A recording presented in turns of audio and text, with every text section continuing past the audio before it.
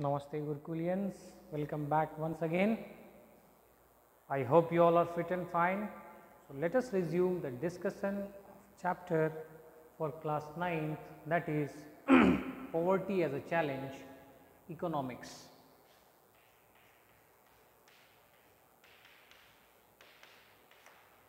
In the last class we discussed about two major factors, or you can say vulnerable groups, which are more prone to poverty, and they were scheduled caste and scheduled tribe. Today we are going to understand causes of poverty. If you look at the causes of poverty, we will come to know that there are 5 main causes of poverty in India, and these are as follows. Let us understand, right? In India actually there are a number of causes for the widespread poverty. If you look at the historical reason, from the very early time, since the time British came to our India, that time the level of economic development in the country was very less, because our country was controlled by the British administration. The policies that were made by the colonial governments, it completely ruined the traditional system, it completely ransacked the system of the Indians, which made us economically weak, right, and till today we are struggling with it. Second is the, obviously if low growth rate is there in any country, especially in the 18th century, in 19th century, wherein all the other countries were on the verge of development, or you can say industrialization was taking place, at that time in our country the growth rate was very minimal. So the low growth rate persisted until the 19th century in our country, and it was accompanied by high growth rate of population, right? एक तो हमारे यहाँ growth rate कम था, दूसरा हमारे यहाँ population का जो रेट ऑफ ग्रोथ था वो काफ़ी ज़्यादा था, ठीक है। अब इन दोनों ने मिलकर, low growth rate, high growth rate of population, इसने जो हमारा इकोनॉमिक सिस्टम है इसको पूरी तरह से फेल कर दिया. So the failure of the economic system both on the economic front and we were not able to control the population gave rise to poverty. So this is about the low growth rate. ठीक है. दूसरा high population जो कि हमने अभी discuss किया. Huge income inequalities ये discuss अभी करेंगे, लेकिन उससे पहले हम ये समझें कि हमारा जो देश है India, we know it is an agro based country, है ना, कृषि प्रधान देश है. हमारे यहाँ एग्रीकल्चर जो है वो एक प्राइमरी एक्टिविटी के रूप में देखा जाता है, और मेजॉरिटी ऑफ द पॉपुलेशन अगर हम आज भी रिसर्च करके डेटा निकालें तो हम पाएंगे कि आज भी a major part of population is engaged in agriculture, है ना. अब एग्रीकल्चर में देखो डेवलपमेंट में क्या प्रॉब्लम आई. हमारे यहाँ जो ग्रीन रिवॉल्यूशन है वो लगभग 80s के आसपास हमारे यहाँ आया था.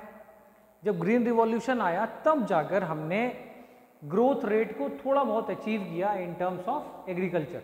लेकिन आज भी अगर हम अपने एग्रीकल्चर के प्रोसेस को देखें तो बहुत सारे स्टेट इंडिया में अभी भी ऐसे हैं जो पॉवर्टी लाइन में काफ़ी नीचे हैं. States like Odisha, states like Bihar, West Bengal ने काफ़ी डेवलप कर लिया है, पॉवर्टी लाइन से अब काफ़ी ऊपर आ गया है. लेकिन इन स्टेट्स में झारखंड ने अब हालांकि टर्सरी सेक्टर में बहुत ज़्यादा ग्रोथ कर लिया है, बट स्टिल अगर हम एग्रीकल्चरल पार्ट को कंपेयर करें तो बहुत सारे स्टेट ऐसे हैं जहां पर अभी भी ग्रोथ रेट उस हिसाब से अचीव नहीं हुआ है और हम पीछे हैं. तो वो भी एक कारण है पॉवर्टी का. Means with the spread of irrigation and the green revolution many job opportunities were created in the agricultural sector. Green revolution के बाद हालांकि एग्रीकल्चरल सेक्टर में बहुत सारे जॉब्स आए, but the effects were limited to some parts of India. लेकिन ये India के सिर्फ कुछ एक कोने तक ही सीमित रह गए थे. The industries both in the public and the private sector provided some jobs, but that were not enough to absorb all the job seeker. Unable to find proper job in cities. अब industries खुली तो लेकिन सभी लोगों को job देने में सक्षम नहीं हो पाई. अब जिनके पास जॉब नहीं होगा वो क्या करेंगे, वो कुछ और जॉब्स करेंगे. जैसे मान लो कोई शहर में आ गया, कोई रिक्शा चलाने लगा, कोई वेंडर का काम करने लगा, कोई कंस्ट्रक्शन पे काम करने लगा, है ना, कोई सर्वेंट का काम करने लगा।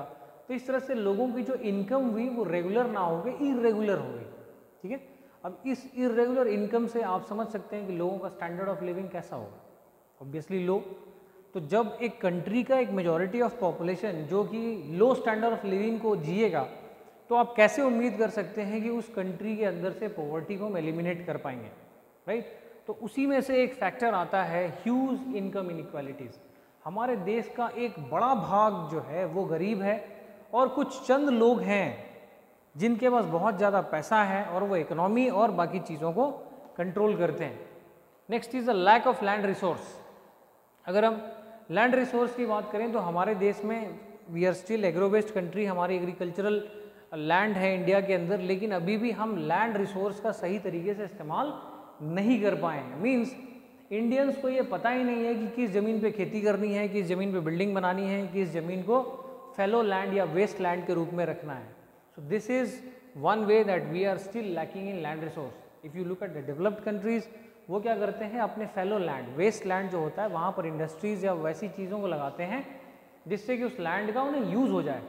हमारे यहाँ इंडिया में सिस्टम क्या है कि हमारे पास जो अच्छी ज़मीनें होंगी, जो खेती वाली ज़मीनें होंगी, उन्हें हम खेती से हटाकर स्कूल बना देंगे, मॉल बना देंगे, ढाबे बना देंगे, होटल्स बना देंगे। तो ऑब्वियसली लैंड पर एरिया, इससे पॉपुलेशन इज इंक्रीजिंग, डिमांड तो बढ़ेगा ही। और डिमांड बढ़ेगा तो चीज़ों की किल्लत होगी, चीज़ों की किल्लत होगी मीन्स प्रॉपर मैनेजमेंट हमारे पास नहीं है, obviously we will become poor. Socio cultural and economic factors, आज भी समाज में डिफरेंसेस हैं in terms of literacy rate, differences in terms of caste, differences in terms of creed, differences in terms of rich and poor. These all factors also make people poor, right? So those people who are not having regular income, what they do, they work either as rickshaw pullers, they work either as domestic servants, and with irregular income they do not have proper way to manage their life. Another feature of high poverty rate has been the huge income inequalities that I have discussed just now. It is one of the major reasons for the unequal distribution of land and other resources. Despite many policies, we have not been able to tackle this issue in a meaningful manner. हमारी government की बहुत सारी policies भी बनी है land resources को ठीक करने के लिए, लेकिन आज भी हम उस लेवल पर अचीवमेंट नहीं पा सके हैं, right. Major policy initiatives like land reforms which aimed at redistribution of assets in rural areas have not been implemented properly and effectively by most of the state government. अब ज़मीन का जो बंटवारा है, ज़मीन का जो रिसोर्स का एक तरह से देखभाल है, वो एक स्टेट गवर्नमेंट का काम है, और बहुत सारे स्टेटों में अभी भी इन चीज़ों का ठीक तरीके से इम्प्लीमेंटेशन नहीं हो पाया है. Since lack of land resource has been one of the major causes of poverty in India, proper implementation of policy could have improved the life of millions of rural people. आज भी हमारे government की जो land resource policy है, अगर इसे ठीक कर लिया जाए तो बहुत सारे गरीब लोगों की ज़िंदगी आज भी सुधर सकती है. Many other socio cultural and economic factors are responsible for poverty. ये भी गरीबी के लिए हमारे देश में पॉवर्टी के लिए रिस्पॉन्सिबल है. अब क्या है कि socio economic factors? In order to fulfill social obligations and observe religious ceremonies, people in India, including the very poor, spend a lot of money. देखिए हमारे यहाँ इंडिया में चाहे शादी हो, चाहे ब्याह हो, किसी का मरना हो, किसी के बच्चे का पैदा होना हो, हम क्या करते हैं, इन चीज़ों पर बहुत ज़्यादा पैसा खर्चा करते हैं दिखाने के लिए. क्यों? समाज में एक डिफरेंस क्रिएट करने के लिए. ये भी एक कारण है. अब बहुत सारे जो स्मॉल फार्मर्स हैं उन्हें पैसे चाहिए, उनके पास फर्टिलाइज़र के पैसे नहीं होते हैं, इनपुट्स के पैसे नहीं होते हैं, वो क्या चले जाते हैं बड़े किसानों के पास जाते हैं, बड़े किसानों से कम रेट पर अनाज खरीदते हैं. इस तरह से क्या होता है कि जो रिच और पुअर के बीच का जो डिफरेंस है वो वाइडेंट होता चला जाता है. Since poor people hardly have any savings, they borrow it from. मान लो आप एक गरीब किसान हो, आपका बेटा, आपकी बेटी की शादी है, आपके पास इतने पैसे नहीं हैं, तो आप बड़े किसान के पास जाओगे, वो ब्याज पर पैसे देगा आपको, और फिर बाद में आपसे ब्याज वसूलने के लिए वो तरह तरह के हथकंडों का इस्तेमाल करेगा. So these are all the factors जो कि छोटे किसान या poor people they become the victim of indebtedness, and when this very high level of indebtedness comes inside them, this creates a huge difference and it is one of the effect of poverty, right? So these are the causes of poverty. Next and the last topic we will see is anti poverty measures. ठीक है, हमारे यहाँ गरीबी है, लेकिन government की बहुत सारी पॉलिसीज़ भी हैं, गवर्नमेंट का बहुत सारा एम भी है जिसने पॉवर्टी को हटाने का काम किया है। जैसे अगर हम अपने देश में बात करें तो 2005 में सरकार एक एक्ट लेकर आई थी जिसका नाम है Mahatma Gandhi national rural employment guarantee act, जिसका नाम है मनरेगा। मनरेगा के तहत आपको मालूम है कि 100 दिन की नौकरी दी जाती है एस्योर्ड। अगर आप मनरेगा के स्कीम के तहत आपका नाम लिखा हुआ है आपके ब्लॉक में, and if you are not getting jobs, अगर आपको जॉब नहीं भी मिलता है तो आपको 100 दिन के पैसे गवर्नमेंट की तरफ से मिलेगी। ये सभी चीज़ें सरकार ने इसलिए इम्प्लीमेंट किया है, जैसे rural employment guarantee act, Antyodaya Anna Yojana, ठीक है, prime minister Rozgar Yojana. These all policies are done by the government to uplift the poor. ये सभी चीज़ें सरकार के द्वारा टाइम टू टाइम चलाई जाती है ताकि हमारे देश में गरीबी को एलिमिनेट किया जाए और गरीबों को भी ऊपर उठाया जाए, ठीक है। बहुत सारे स्टेजेस पे अगर हम देखें, बहुत सारे स्टेट्स का अगर हम रेशियो देखें फ्रॉम द पास्ट 10 ईयर्स, अगर हम पास्ट 10 ईयर्स का उसका रिकॉर्ड उठाकर देखें तो we will see that many states have gained control over poverty. गरीबी पे आज हमने कंट्रोल कर लिया है। You know, in a very recent survey ऐसा बताया गया था कि during this lockdown Indian government के पास इतना अनाज है स्टॉक में पड़ा हुआ that even for 6 months if we do not grow any crop, you know, we have lot of grains in FCI that it could feed the whole Indians for 6 months. So you can understand that कि हमने धीरे धीरे poverty को eliminate किया है। आपने गांव में देखा होगा that is a ration system that is implemented by the government. क्यों किया गया है? इस पे गेहूं या चावल के रेट्स 1 रुपये 2 रुपये 3 रुपये रखे जाते हैं, and government has made cards, BPL cards, APL cards, so that people can get benefit of the scheme of the government and they can come out from this grip or clutches of poverty. So let us now see anti-poverty measures. Now let us see anti-poverty measures. Promotion of economic growth. See, removal of poverty has been one of the major objective of the government, right? हमारे government का सबसे बड़ा objective रहा है poverty को ख़त्म करना। उसके लिए सरकार ने बहुत तरह के स्टेप्स भी उठाए हैं, ठीक है। Some anti-poverty major programs are there. Let us see all this program. PMRY, ठीक है, प्रधानमंत्री रोजगार योजना। मनरेगा, Mahatma Gandhi national rural employment guarantee act, ठीक है। SGSY, स्वर्ण जयंती ग्राम स्वरोजगार योजना, ठीक है। PMGY, प्रधानमंत्री ग्रामोदय योजना। REGP, it is rural employment generation program। AAY, Antyodaya Anna योजना। So these are the few schemes that is being implemented by the Indian government at different levels, at the state level, at the primary level, at the central level, to eliminate poverty. But still, you know, we will discuss all these one by one now. But let us understand that despite of all these anti-poverty measures, anti-poverty programs, promotion of economic growth, you know, removal of poverty, which is the major objective of any government in India, we are still having challenges to poverty, and the challenges which we are facing till today, the very first and foremost, or you can say biggest challenge, is formed in the face of unemployment. Second challenge is the child labor, and third is still the illiteracy. Okay, now see, removal of poverty has been one of the major objectives of the Indian development strategy. The current anti-poverty strategy of the government is based on 2 planks, okay, 2 bases. First, promotion of economic growth. Second is targeted anti-poverty program. So promotion of economic growth is there, right? Government is making some changes in its financial plans on economic fronts. And second, government is trying to implement all these programs through which poverty must be eliminated, ठीक है।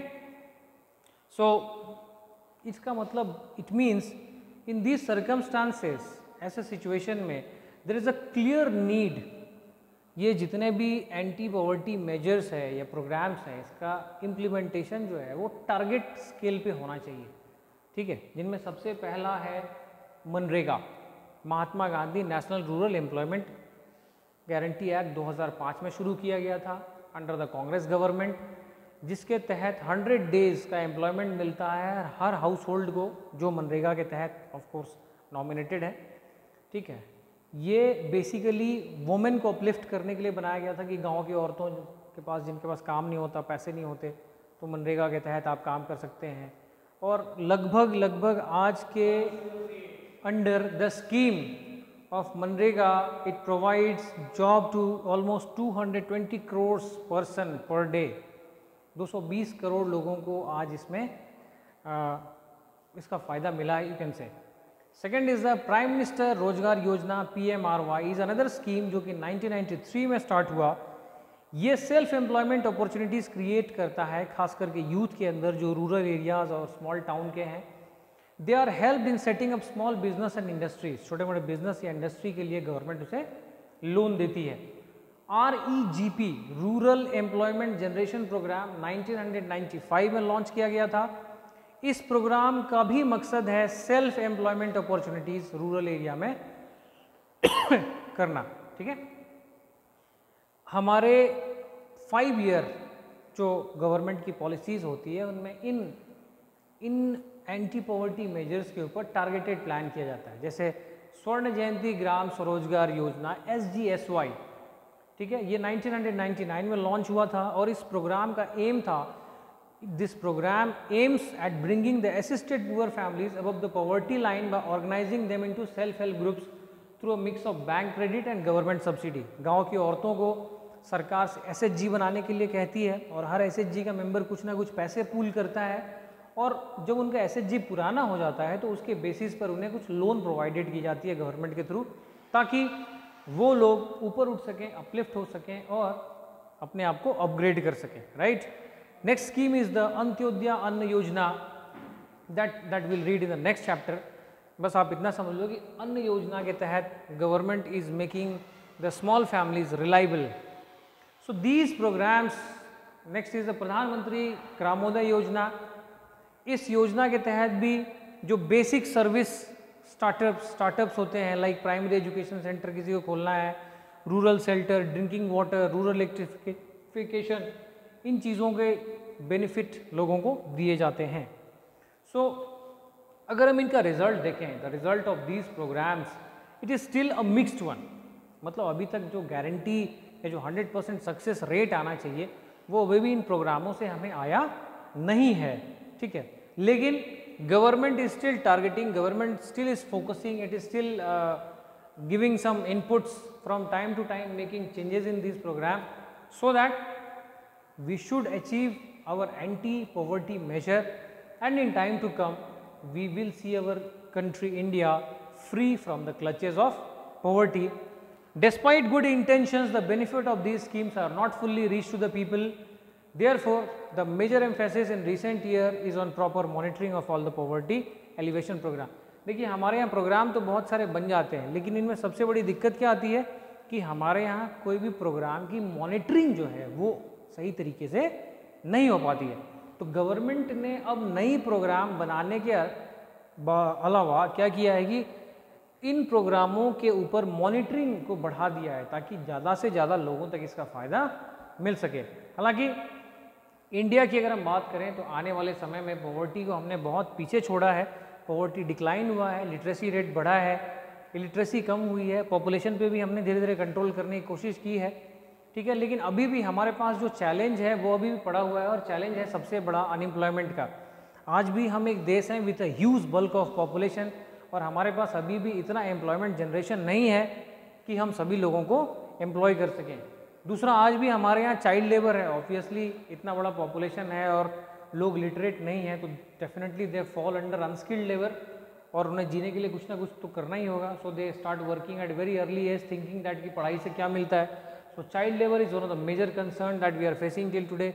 Illiteracy rate is still high in many parts of the states, in many parts of the country you can से।